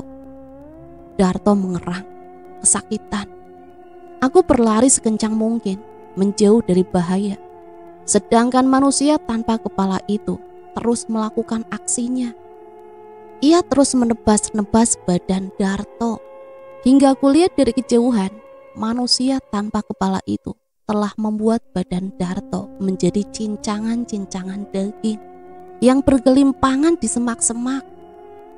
Aku terus berlari menjauh dan mencari tempat persembunyian. Semak-semak yang tadi aku singgahi kini sudah menjadi tampungan daging dan darah. Bang Fajar dan Darto tewas mengenaskan. Apakah selanjutnya adalah aku? Di bawah pohon beringin ini aku bersembunyi. Tinggal aku seorang. Rekan-rekanku sudah terbunuh. Mungkin beberapa menit lagi adalah giliranku. Aku belum siap. Aku takut. Sesungguhnya kawan-kawanku juga belum siap untuk meninggalkan kehidupannya. Tapi mereka kini sudah tak bernyawa lagi. Ya Allah, padahal mereka orang-orang baik. Mengapa kau ambil nyawanya dengan cara yang begitu sadis? Apakah aku juga akan seperti mereka? Bergelimpangan di tanah dengan kepala terputus dari badannya. Aku mulai menitikkan air mata. Aku benci dengan keadaan ini. Kenapa semuanya jadi hancur seperti ini? Aku, Tanta, Bang Fajar, dan Ginting pergi ke tanah ini dengan harapan baik. Kami ingin menghidupi keluarga kami. Kami ingin membenahi keadaan ekonomi keluarga. Tapi kenapa nyawa kami yang jadi taruhannya? Sekarang entah apa yang harus kuperbuat. Entah apakah aku masih bisa bertemu keluargaku di Jawa. Sungguh ingin berteriak di tempat ini. Kenapa jadi seperti ini? Mengingat keluarga di kampung hanya membuat dada semakin sesak. Nyawaku sedang diburu kematian. Sedangkan senyuman istriku justru seakan memanggilku untuk pulang saja. Ya, aku ingin pulang. Tapi dunia tengah membuat bencana besar dalam hidupku. Dan aku tak tahu lagi jalan untuk pulang. Sekarang jangankan pulang ke Jawa, pergi dari tanah jahanam ini saja terpincang-pincang jalannya. Sungguh aku merindukan keluargaku. Rifat anakku, aku tak lupa dengan janji ayahmu. Akan kubelikan mobil-mobilan kelak ketika nanti aku pulang dari sini. Aku tak lupa. Dan Rini istriku tercinta, aku hampir lupa. Kau tengah berbadan dua. Bagaimana jika aku tak bisa melihat kelahiran anak kedua aku? Atau bahkan jika tak bisa melihat anak-anakku tumbuh besar? Rini, semoga kau sehat selalu. Juga anak yang sedang kau kandung, semoga sehat hingga tiba melahirkan nanti. Maafkan aku, sekarang aku bukan sedang mencari nafkah untuk keluarga kita. Aku sedang bergulat dengan kematian. Maafkan aku. Aku benar-benar sendiri. Aku takut. Di sini dingin. Air mataku semakin deras mengalir membasahi pipi. Semua pikiran kacau dan mungkin lebih baik mati saja. Tapi aku takut kematian. Bang Fajar, Tanta, Ginting, kenapa kalian meninggalkanku sendiri? Aku takut. Aku takut dengan kematian. Semua ini gara-gara biang kerok keladi itu, Sasto. Nanti jika bertemu akan kubunuh kau. Bang, Seseorang menepuk pundakku. Aku tersadar dari lamunanku. Aku tak menengok, masih kacau dengan pikiran ini.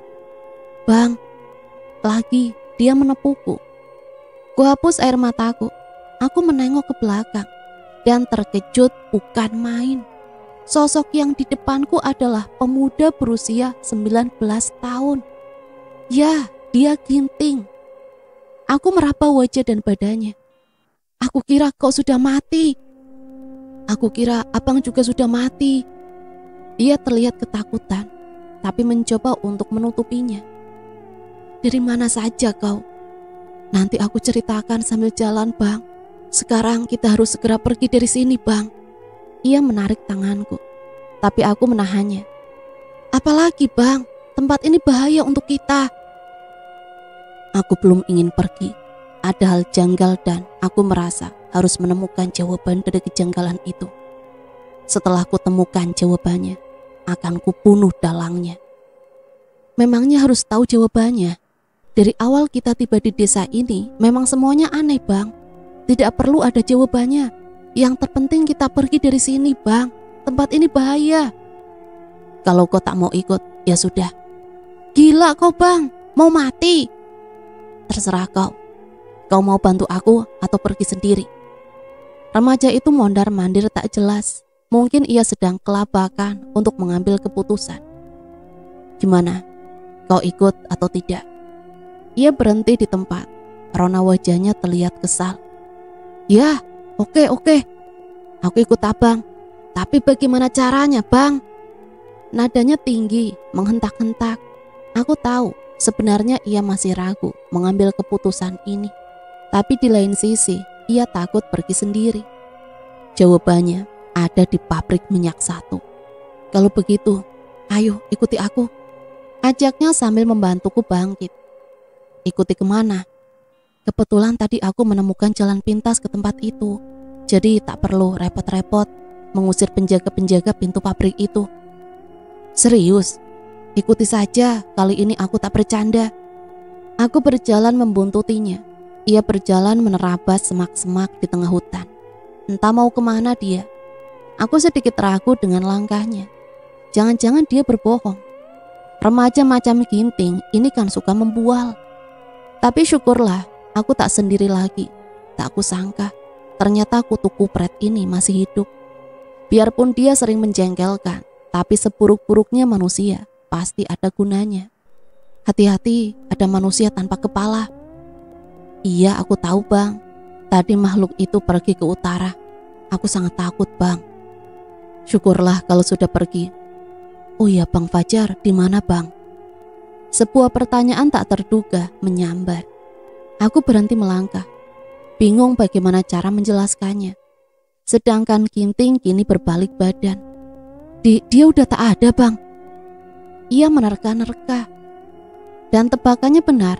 Aku hanya bisa mengangguk karena sulit bagiku menjelaskan kematian orang-orang terdekat. Lalu Bang Darto? Sama. Mata Ginting berkaca-kaca. Kalau sudah seperti ini, hanya tinggal kita berdua, Bang.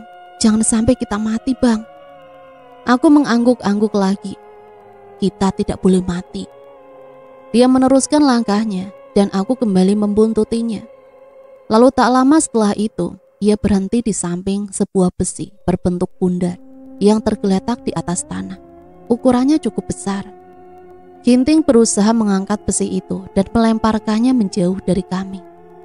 Tanpa kusangka, ternyata di balik besi tersebut ada sebuah lubang yang begitu besar. Rupanya seperti sumur dangkal yang tidak berair. Di setiap sisi lubang itu sudah dilapisi dengan tembok bataku. Sedangkan dasar lantainya mungkin terbuat dari cor beton. Terlihat juga tangga yang bersandar di tembok lubang tersebut. Ini jalan pintasnya, tanyaku pada Ginting. Iya. Saat aku memijakan dasaran lubang, mataku terbelalak. Rupanya lubang ini memang sebuah jalan pintas. Ini tak hanya sebuah lubang besar, tapi ada lorong panjang yang menembus entah kemana. Tapi aku belum bisa meyakinkan jika ini benar-benar jalan pintas menuju pabrik minyak satu. Kau yakin ini jalan pintas ke pabrik minyak itu? Aku sudah menelusuri, Bang. Lorong ini akan membawa kita ke ruang bawah tanah pabrik minyak. Kau tahu dari mana ada jalan pintas bawah tanah seperti ini? Tanyaku sambil berjalan. Saat itu, Bang, ketika Om Tanta ditangkap oleh warga di pinggir sungai, aku bersembunyi di balik batu besar. Kenapa kau tak menolong Tanta? Jumlah orang yang menangkap Om Tanta ada 5 orang. Mana mungkin aku membantunya? Aku saja sangat takut. Apa yang kalian lakukan di sungai itu? Om Tanta beser, dan aku disuruh menemaninya ke sungai. Lanjutkan ceritamu. Aku mengikuti orang-orang yang membawa Om Tanta. Mereka adalah warga Sanca yang sedang mencari ikan. Mereka memergoki Om Tanta ketika sedang pup. Betapa kasarnya orang-orang itu. Wajah Om Tanta dipukuli hingga berdarah-darah, lalu diseret secara paksa. Bahkan pinggangnya ditusuk dengan pisau. Darah-darahnya membasahi jalan setapak. Kami berdua masih dalam perjalanan di lorong bawah tanah. Fokusku terbuyar antara mendengarkan ocehan Ginting atau mengamati objek-objek di lorong jalan pintas ini. Kenapa kau tak bilang padaku? Sungguh, Bang, tidak ada pikiran untuk melaporkan. Lalu, ketika sudah akan tiba di desa, salah satu warga berambut panjang dan beruban berbelok arah. Dia tak pergi ke desa bersama orang-orang yang membawa Om Tanta. Gerak-geriknya sangat mencurigakan. Karena rasanya mencurigakan, aku mengikuti orang itu hingga kulihat ia masuk dalam lorong ini. Lalu, dari kejauhan aku melihat ada sebuah cahaya yang membentuk garis vertikal. Diam-diam aku masuk ke dalam lubang ini. Aku agak takut tapi penasaran. Dan lihat, Bang, Ginting menunjukkan cahaya bergaris vertikal itu. Itu pintunya, pintu ruang bawah tanah. Ada apa di ruangan itu? Aku tak berani masuk, Bang. Aku hanya melihat dari sela-sela pintu. Di sana ada banyak orang yang sedang bekerja. Banyak kulit ular dan minyak ular yang digantung-gantung. Ia mengatakannya dengan sangat serius. Kulit dan minyak ular katamu? Betul, Bang. Jika ucapan Ginting ini benar, maka satu mitos tak berlogika yang berkembang di desa ini kini terjawab. Rupa-rupanya ular-ular milik warga yang hilang secara misterius itu bukan karena diambil oleh Dewi Ular, melainkan dicuri oleh para bawahan Pak Sasto. Mungkin untuk kepentingan bisnisnya. Aku dan Ginting semakin dekat dengan pintu itu. Sayup-sayup, percakapan seseorang mulai terdengar. Ada apa lagi yang kau lihat di ruang itu? Ada potongan-potongan tubuh manusia, Bang. Jawabnya dengan nada ketakutan. Potongan tubuh manusia? Apalagi ini? Jika sudah seperti ini, aku kira ini bukan hanya sekedar bisnis biasa. Ada suatu kekejaman yang tidak berperi kemanusiaan dalam hal ini, licik dan sadis. Akhirnya sampai sudah kami berdua di pintu ruang bawah tanah. Aku tak membukanya, hanya mengintip lewat sela-sela pintu itu. Ada beberapa orang di dalamnya, termasuk Pak Sasto, yang tengah berbincang-bincang dengan pria tua berambut panjang dan beruban. Sedangkan yang lainnya tengah bekerja mengolah minyak-minyak ular dengan mesin-mesin yang tersedia. Sebagai ruang bawah tanah, ruang ini cukup mewah. Terdapat mesin-mesin canggih yang tak pernah kulihat sebelumnya, serta alat-alat berupa pembersih barang-barang dapur dan lainnya. Lantai dan temboknya dilapisi keramik putih dan terlihat bersih. Ruangan ini begitu terang dengan beberapa lampu di sudut tembok. Sungguh tak pernah menyangka, ternyata di desa terpencil ini ada ruang bawah tanah semewah ini. Semuanya dimohon keluar dari ruangan ini, perintah Pak Sasto pada seluruh bawahannya yang tengah bekerja di ruangan itu. Semua orang keluar dari ruangan itu, kecuali Pak Sasto dan pria tua itu. Kini hanya tinggal mereka berdua. Lambat laun percakapan antara Pak Sasto dan pria tua itu mulai terdengar. Perlu berapa korban lagi untuk ditumbalkan? Tanya Pak Sasto. Sekitar 5 orang lagi. Anda yakin bangunan saya akan kokoh? Tentu, Tuan. Kita harus menggenapkan 30 mata dan 15 jantung untuk ritual ini. Saya jamin bangunan Anda akan kokoh dan Anda selamanya akan dipercaya untuk memimpin desa ini. Percakapan Sasto dan pria tua itu menggetarkan gendang telingaku. Perbuatan mereka benar-benar membuatku marah. Sasto, pria yang terlihat bijaksana itu sudah melakukan bisnis yang keji. Ia sudah membuat puluhan nyawa melayang untuk kepentingan dirinya. Tipu dayanya benar-benar ampuh. Rupanya 3 tahun sudah ia melakukan bisnis haram ini tanpa diketahui siapapun. Dan warga desa telah dibohonginya. Beberapa menit berdiri di depan pintu. Aku sungguh tak bisa menemukan cara untuk membongkar kelicikan Sasto. Toh jika aku berkoar-koar di depan warga bahwa si Sasto ini adalah pembunuh dan tukang tipu, kupastikan justru aku yang akan dibunuh. Sebab aku sudah dicap sebagai buronan. Sedangkan warga Sanca sudah begitu percaya dengan Sasto. Maka satu-satunya cara untuk menghentikan kekejaman Sasto adalah dengan cara menghancurkan tempat ini dan membunuhnya. Mungkin pikiranku itu terkesan gegabah dan terburu-buru, tapi aku bukanlah agen intelijen. Yang aku pikirkan adalah bagaimana menghentikan perbuatan Sasto, dan pikiran dangkalku mengatakan membunuhnya. Secara aturan rimba, membunuh Sasto adalah aturan yang tepat. Dia sudah membunuh orang-orang tak berdosa. Maka pikiran psikopatku harus bermain. Dia harus mati. Puluhan nyawa akan dibayar oleh 1 nyawa. Itulah hukum rimba dalam pandangan manusia berotak dangkal sepertiku. Kini Sasto pergi dari ruangan bawah itu. Hanya tinggal menyisakan pria tua di dalamnya. Beberapa detik kemudian pria tua itu juga lepas dari penglihatanku. Mungkin ia akan segera melakukan ritualnya. Dasar dukun biadab. Dukun tua itu akan jadi orang pertama yang akan kulenyapkan. Ambisiku benar-benar sedang meledak. Kudorong pintu ruang bawah itu, lalu segera mencari dukun tua itu. Bosan rasanya hanya mengintip dari celah pintu. Namun tiba-tiba Ginting menahan tanganku. Rona wajahnya ketakutan. Apa yang akan kau lakukan, Bang? Mau mati kau? Akan kubunuh si dukun bajingan itu. Bang, jangan remehkan pria tua itu. Dia sakti mandraguna. Tangan Ginting gemetar menggenggam tanganku. Aku melepas genggaman tangan Ginting. Aku ingin lihat-lihat isi ruangan ini. Jangan berlebihan. Kau ceroboh, Bang, ucapnya lagi dengan nada lirih. Sambil mencari persembunyian dukun tua itu, aku berjalan gontai mengamati isi ruangan ini. Di sini terdapat banyak sekali mesin untuk prosesi pembuatan minyak. Misalnya di ujung barat sana, terlihat botol-botol obat gatal yang sudah jadi. Dan lihatlah, di setiap sudut ruangan terdapat kandang besi ular-ular yang siap untuk diambil minyaknya.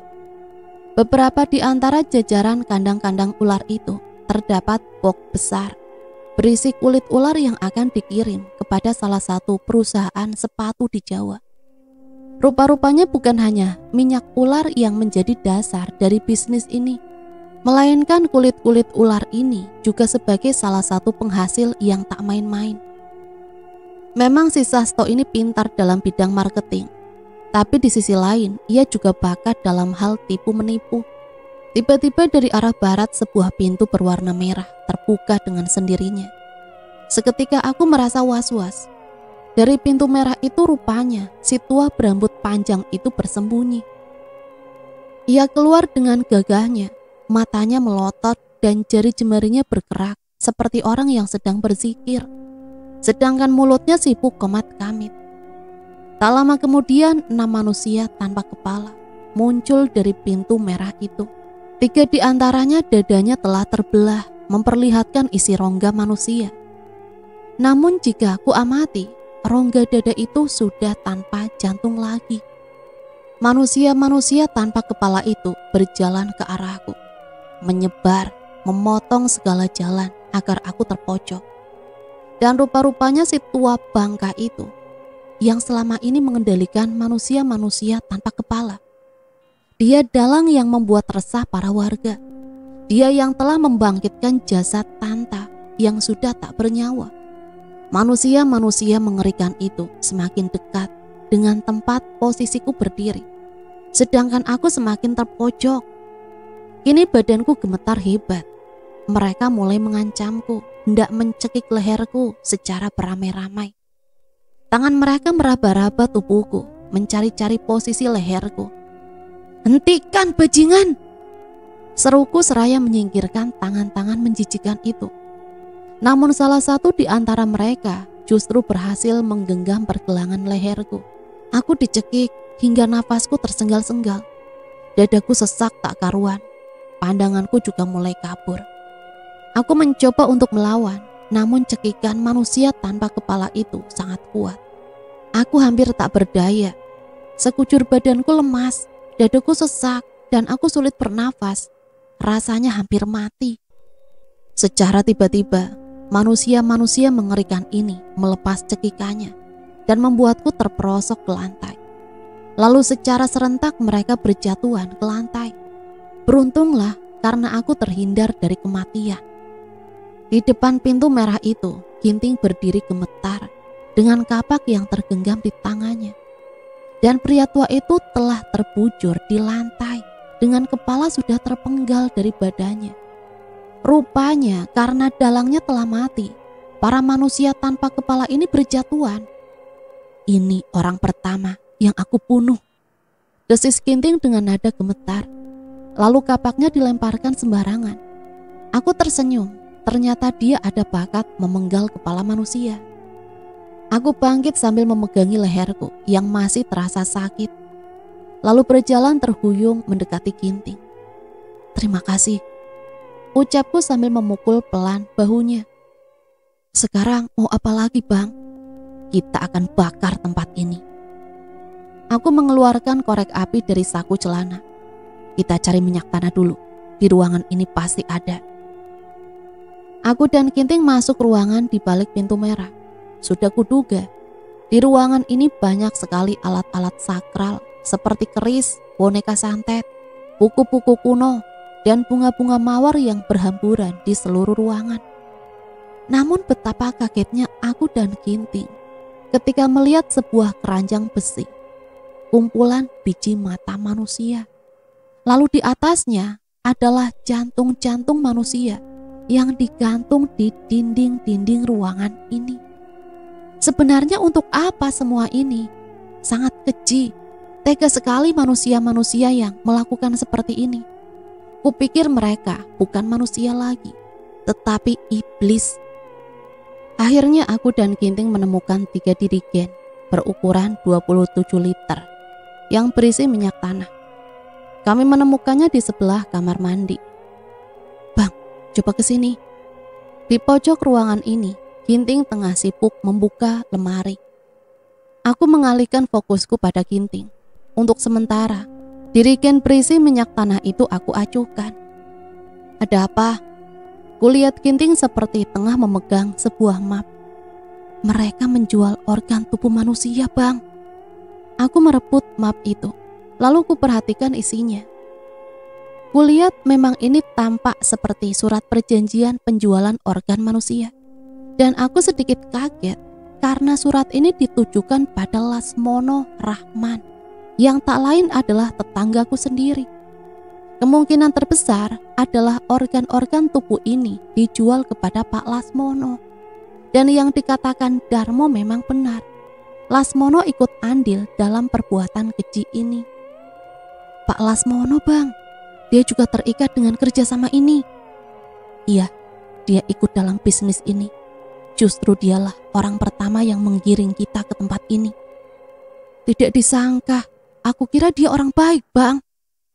"Aku akan membawa surat ini. Ini bisa menjadi barang bukti bahwa sudah terjadi kejahatan di tempat ini." Aku dan Ginting kembali fokus dengan misi utama. Kami meratakan minyak tanah ke seluruh lantai hingga jalanan lorong yang menghubungkan ruang bawah tanah dengan hutan. Beberapa senjata dari ruangan bawah tanah aku bawa sampai ke pintu jalan pintas di hutan. Senjata-senjata ini akan sangat berguna untuk melindungi diri ketika di perjalanan. Setelah semua bisa aku bereskan, aku dan Ginting tentu harus menjauh dari tempat ini. Tempat ini akan tetap berbahaya meski pemimpinnya sudah mati. Kau tunggu di sini, ucapku ketika tiba di pintu masuk jalan pintas. Nih senjata untuk berjaga-jaga. Kuberikan sebuah kapak kepada Ginting. Abang mau masuk lagi? Aku akan memastikan Sasto ada di dalam ruangan itu. Lalu aku akan pancing ia ke lorong ini. Setelah itu kita akan bakar lorong ini sampai ruangan bawah itu. Sasto akan mati terbakar. Sebenarnya bakar ruangan bawah tanah itu saja sudah cukup, Bang. Memangnya kau mau pembunuh itu berkeliaran di bumi ini? Bukan begitu, Bang. Tapi mungkin saja dia mau bertobat.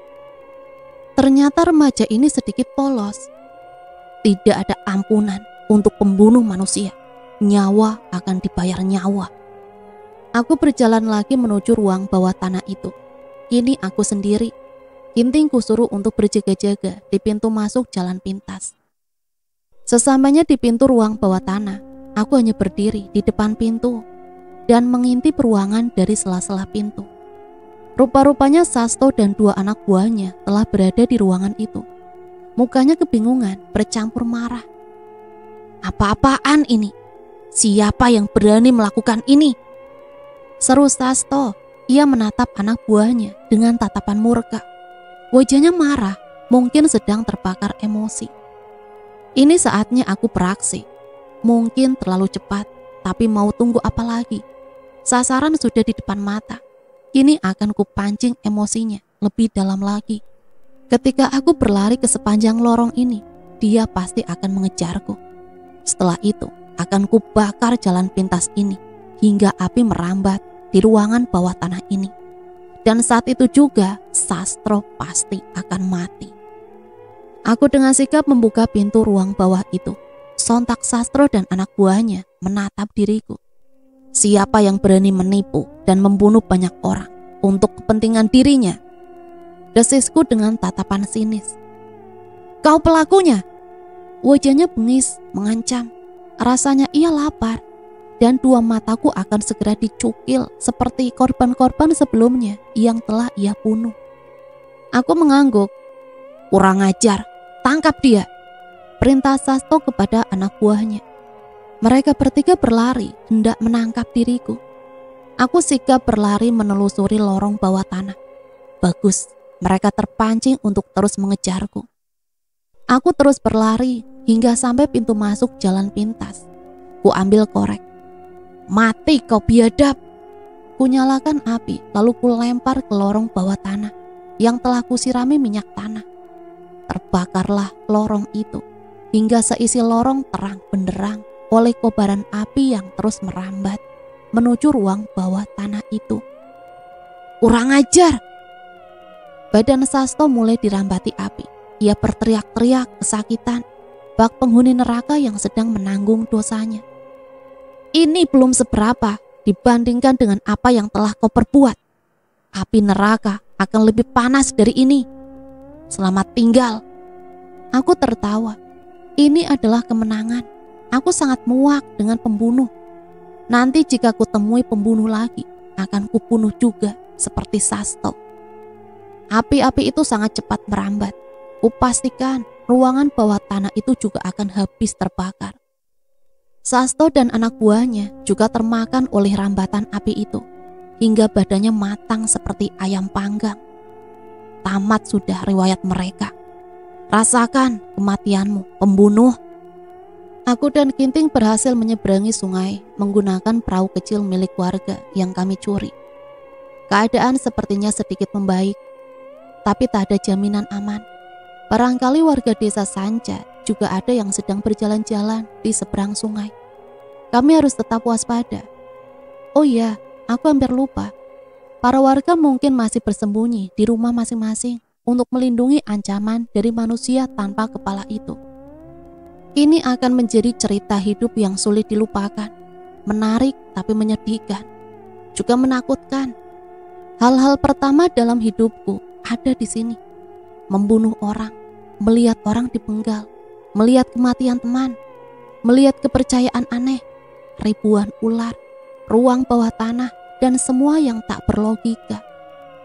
Pada akhirnya semua masih bisa dibilang berlogika, kecuali dukun biadab itu yang secara ajaib bisa mengendalikan manusia-manusia tanpa kepala. Ini bukanlah tentang dewi ular kepercayaan warga desa Sanca. Ini adalah tentang penipuan, tentang bisnis dan kebiadaban. Berhari-hari aku berjalan, aku hanya makan seadanya. Kami adalah seorang gelandangan yang kelaparan, pakaian kumuh, dan badan yang kurus kerempeng. Singkat cerita, untung saja ada orang baik yang telah membantu kami. Kami diajak ke rumahnya, tapi kami belum bisa kembali ke Jawa karena kami belum punya ongkos. Akhirnya kami di sini bekerja serabutan, mengumpulkan uang agar bisa pulang kembali ke Jawa, bertemu dengan keluarga. Dan cerita selesai sampai di sini. Cukup ngeri ya. Semoga cerita ini bisa menemani hari-hari teman-teman semua ya. Dan semoga ada pembelajaran yang bisa kita ambil dari cerita ini. Sampai di sini saya pamit undur diri, mohon maaf apabila banyak salah kata. Matur nuwun, wassalamualaikum warahmatullahi wabarakatuh.